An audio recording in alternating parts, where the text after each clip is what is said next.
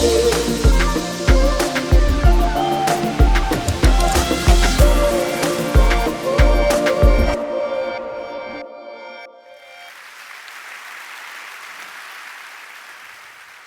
un libro della giornalista e scrittrice Caitlin Moran che è uscito qualche anno fa, che in originale si intitola How to be a Woman, come essere una donna. Lo diceva già Simone de Beauvoir negli anni 40. Donne non si nasce, donne si diventa. Donne non è una condizione preesistente, non è qualcosa che sei e basta.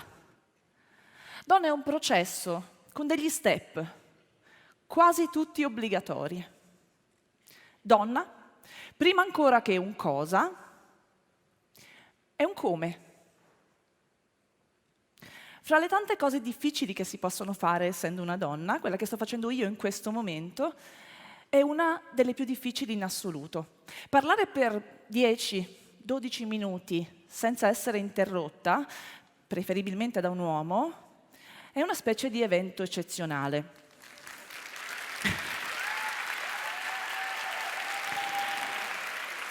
E quando lo fai notare, c'è quasi sempre un uomo che ti interrompe per dirti che non è vero. Io sono nata nel 1972. All'epoca una gravidanza era un po' una ciocca sorpresa, che io sarei stata femmina. I miei l'hanno scoperto nel momento preciso della mia nascita, non un minuto prima. Non hanno avuto 4-5 mesi per proiettarmi addosso le loro fantasie di come sarei stata. Sono nata, ero piccoletta, secca, calva e femmina. Sono una femmina cisgender, ovvero se pensiamo al genere come una collina da scavallare, non è proprio così, ma facciamo come se. Io mi trovo già ai piedi del lato che mi corrisponde. Sono di qua. Sono cis. Comunque, nasci e sei, chi più chi meno, femmina. E passi buona parte della tua vita a imparare a diventare una donna.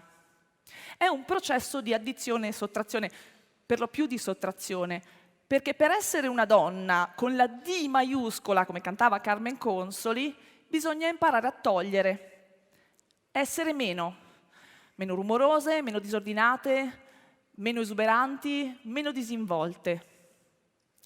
Se poi una aspira alla qualifica di signora, la sottrazione si fa estrema.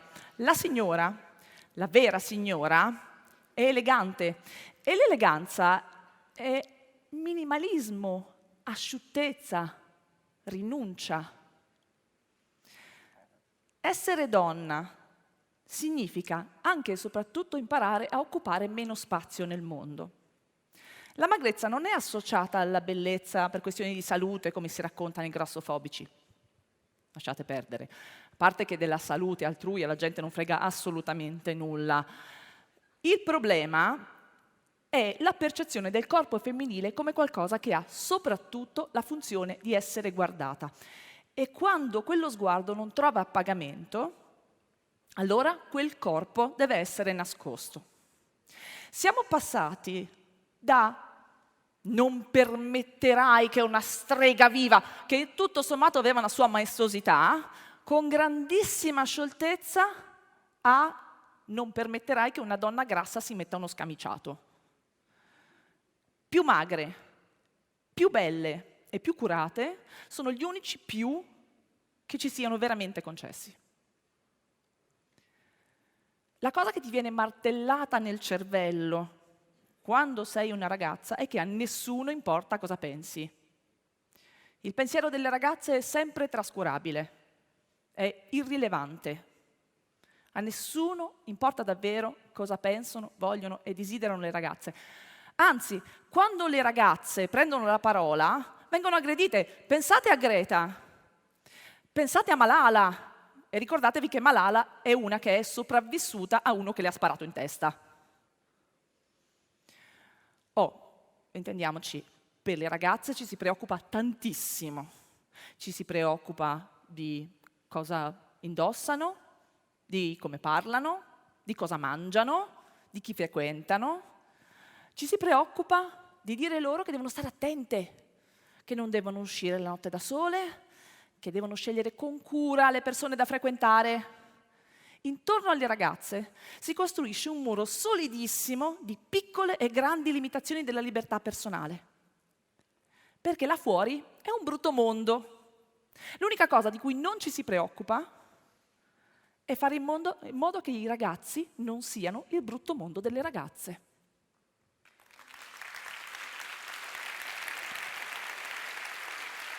Da dietro questo muro, in qualche modo, dovremmo imparare a essere leader.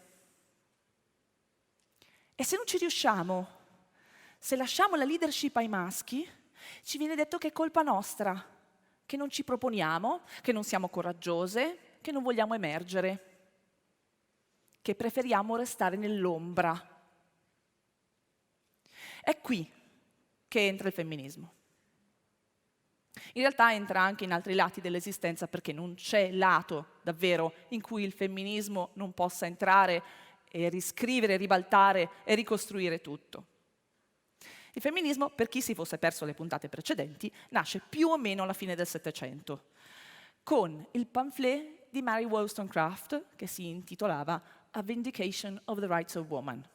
All'epoca le donne non erano niente, non possedevano niente, non potevano studiare, non potevano lavorare fuori casa, non potevano votare. Wollstonecraft è fra le prime a rivendicare il diritto delle donne di essere umane, di esistere anche fuori dalle mura domestiche. Da allora la teoria femminista si è evoluta, ha prodotto opere raffinatissime, ha cambiato obiettivo, difende ancora i diritti, anche se i diritti che difende sono cambiati, ma non si incarica più soltanto di tutelare il nostro diritto a esistere in un mondo di cui non scriviamo le regole, ma si occupa anche di riscrivere le regole, di renderle più eque e liberatorie per tutti. Il femminismo non crea un mondo anarchico, crea un mondo in cui la spartizione del potere sia sostituita dalla condivisione e della conoscenza e delle risorse. Collaborazione lì dove adesso c'è competizione. Solidarietà al posto della sopraffazione. Chi non lo vorrebbe? È un sacco di gente, a quanto pare. Essere leader, essere donna, mettersi alla testa di qualcosa, di un partito, di un movimento, di un team professionale, è una faccenda complessa. Ed è ancora più complessa per chi, dovunque si giri, vede solo il muro che le hanno costruito intorno. Non si può essere leader da dietro un muro. Leader non si nasce, leader si diventa.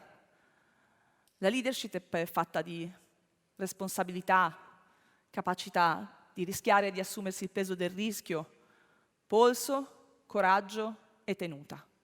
La leader femminista non si definisce come tale per la sua capacità di emergere, ma per la capacità di collaborare e creare a sua volta nuove leader.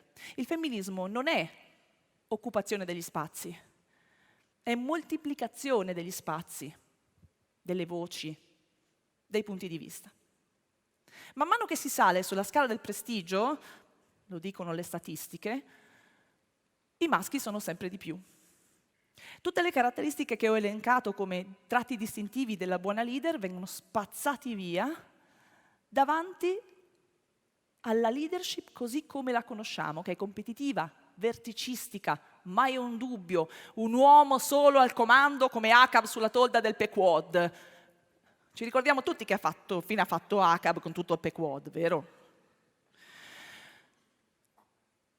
La leadership come la conosciamo è una leadership fragile, è basata sul culto della personalità, non sulla creazione e condivisione di idee. È una leadership che gli uomini si trasmettono, si tramandano e si contendono in circoli esclusivi in cui le uniche donne ammesse sono quelle capaci di replicare esattamente le stesse dinamiche di sopraffazione e conquista dell'avversario.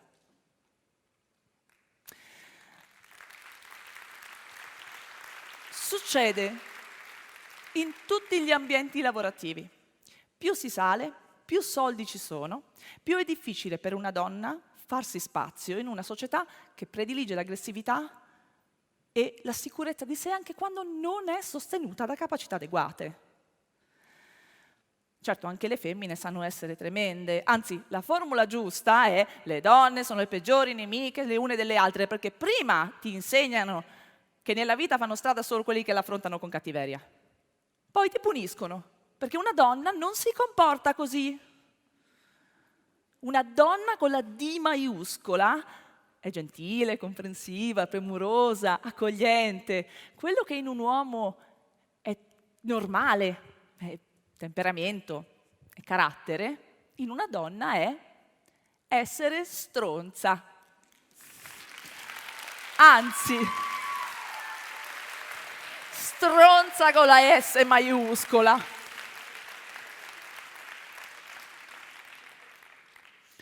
Essere donna e essere leader presuppone il superamento di un grandissimo timore, che è quello di parlare in campo aperto, invece di bisbigliare nell'orecchio dell'uomo di turno. Avete presente, no?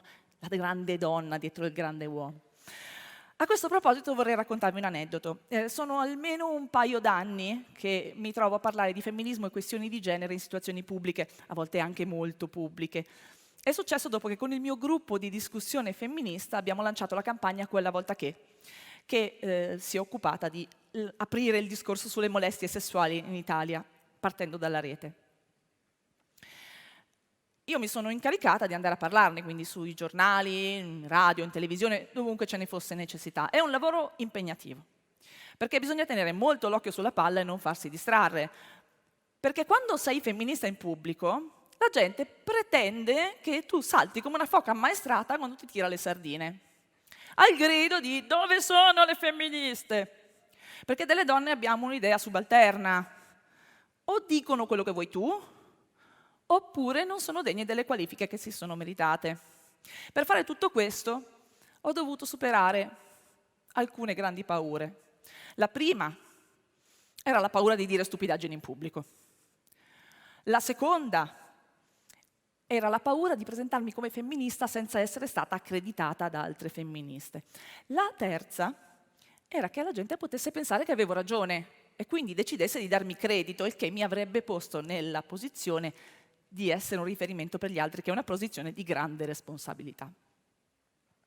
Insomma, ero a fare un incontro con le scuole, parlavo di femminismo come al solito. Alla fine dell'incontro mi si avvicina uno degli insegnanti e mi dice: «Hai uno stile di conduzione molto maschile». Io non so che faccia ho fatto, perché non so mai che faccia faccio quando qualcuno prende a riferimento lo stile dei maschi per farmi un complimento.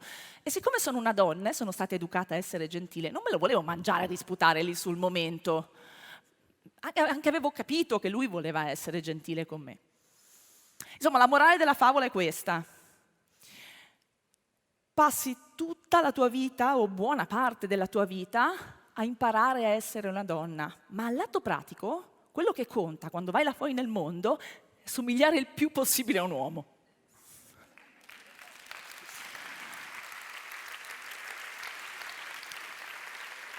Ho 46 anni. Ne ho impiegati almeno 30 a cercare di diventare una donna, essendo io a dettare le condizioni. Ma una cosa ho imparato a farla. Non ho più paura della mia voce. Grazie.